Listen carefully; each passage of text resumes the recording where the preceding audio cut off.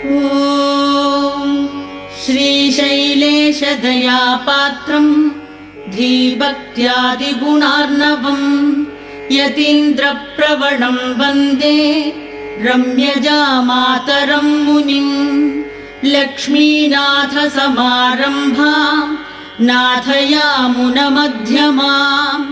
अस्मदाचार्यपर्यन्ताम् वन्दे गुरुपरम्पराम् यो नित्यमच्युतपदाम्बुजयुग्मरुक्म व्यामोहतस्ततितराणि तृणाय मेने अस्मद्गुरोर्भगवतोऽस्य दयैकसिन्धोः रामानुजस्य चरणौ शरणं प्रपद्ये।